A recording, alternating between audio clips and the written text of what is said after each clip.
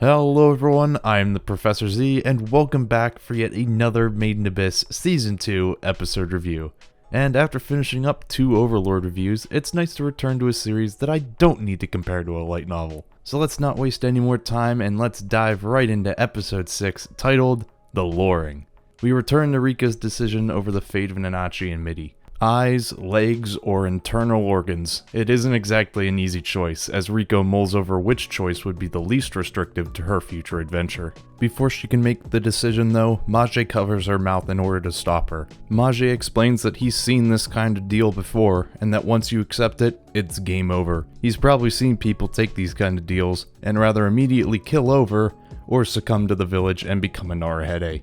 Nanachi then awakens from her slumber, telling Rico that she can't sacrifice herself for her, or the dream of going to the bottom of the abyss is all over. Rico can't accept this, however, as she's dragged out of Bailiff's home by Ma and Mage, swearing that they'll all go to the bottom of the abyss together. Upon exiting Bailiff's domain, Rico explains to Vueko the situation in hopes that she may have a solution. She is momentarily distracted though as Mage begins to stare and sniff her. It seems like Vueko's worried about getting discovered since she pretty much just broke out of jail. Rico then asks again if Vueko has a way to save Nanachi, and it seems like she doesn't when she's interrupted by a stake embedding itself into a nearby wall. The luring that was mentioned in the last episode has begun, and Vueko leaves to see it, yet again dodging Rico's question about getting Nanachi back. At the entrance to the village, a large slime monster is currently engaged in battle with the villagers. Now, since the villagers can't leave the village, they lure creatures in to hunt them, which increases the village's value and provides sustenance for the village. Now, I had a question asked of me by a viewer that goes by the name Farhan Ali, and they asked why the balancing doesn't deal with the monster since it's clearly damaging value within the village. Now, I couldn't find a definitive answer to this question. However, I can make a guess based on the context given within the story. Of course, my answer is not absolute, so if you have your own answer to this question, leave it in the comments down below. Now, what did I find?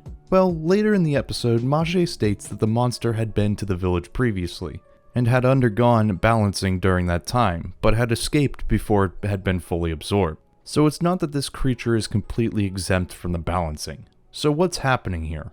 Well, since this is a battle and the Narahede are both injuring the monster and being injured in turn, I believe that both parties' values are sort of equaling out to an extent.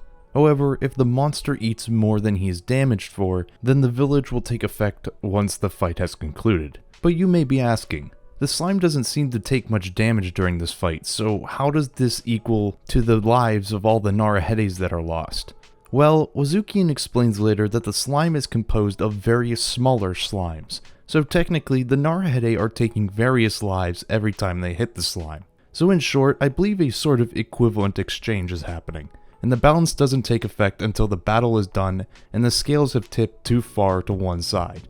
With that out of the way though, we get back to our regularly scheduled program. The slime begins to move away from the entrance and to Rico's horror is now moving towards Prushka's location. Rushing over, Rico and Co are able to make it to the craftsman before the monster does. Upon arriving, the craftsman presents the now finished Prushka. Through this process, the link Prushka and Rico share has been strengthened, and Rico can now sense her presence coming from the whistle. The craftsman then offers the whistle to Rico, at no cost, for only she can bring out the value of the whistle. They tell Rico to take the whistle and run. Rico is confused by this due to the fact that the craftsman shows no signs of running as well. Mage then explains that the craftsman and his shop are one entity, and thus he has no choice but to stay and make a stand. And make a stand he does, as he lands a solid hit on the monster, only to be consumed by the slime.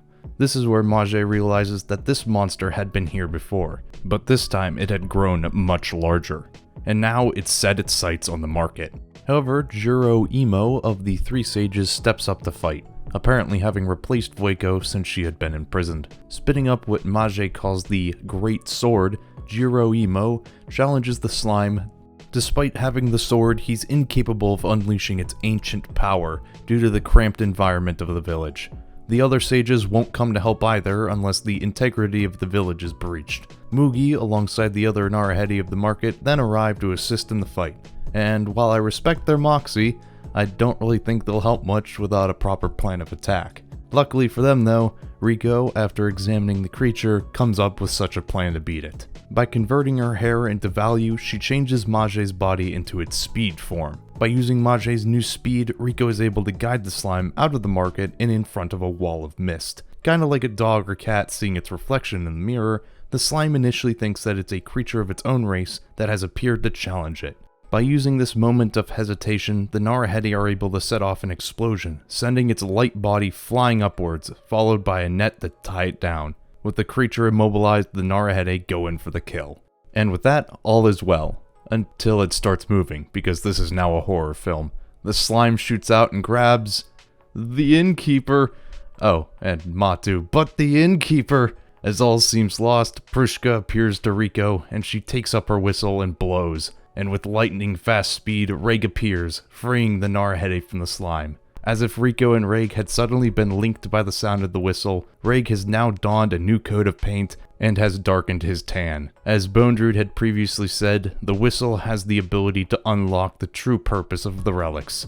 How does this work? But it's really cool, as Reg jumps in and fights it's already dead. Well, that was anticlimactic. But hey, Wazukian shows up and explains how the slime works. Too bad you couldn't have been here earlier, you lazy sack of shit. Rico then asks Wazukian if he knows of any way to save Nanachi. He suggests obtaining a piece of Faputa, despite him saying that it probably won't happen. The group then heads back to the inn to discuss their next move. Oh, my poor innkeeper, what have they done to you?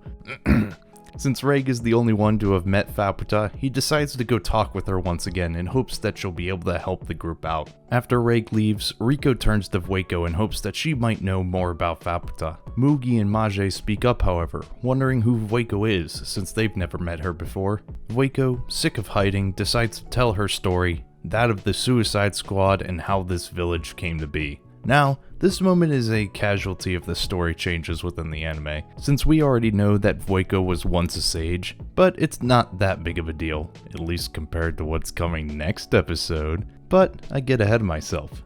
Vueko states that due to the time acting differently in the Abyss, she's unsure how long she's been here, which is something that I brought up last episode, but wasn't sure if they'd actually elaborate in this season. But yeah, just to clarify, the further you go down into the Abyss, the slower time seems to move. We close out this chapter with Vueko's inner thoughts. She thinks of Iramui, who is the little girl from the beginning of the story. Vueko thinks about Reg and how he must be a true resident of the Golden City. She also thinks about how scared Wazukian looked after seeing Reg and Rico together. Although I'm not sure Wazukian can show emotions since he lacks a face, but who am I to question the person who can read souls? The episode then draws to a close as we get a look at an egg-like object within a fleshy area. Something worthy of note is that it shares the same emblem that the compass does.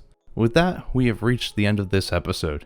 Yet another fantastic one, but just you wait, anime onlys, what wonderful sights we have to show you next time. But that's all for today. Make sure to like and subscribe in order to support the channel, and comment down below about what you thought of this episode. But as always everyone, this has been the Professor Z, and I will see you all next time.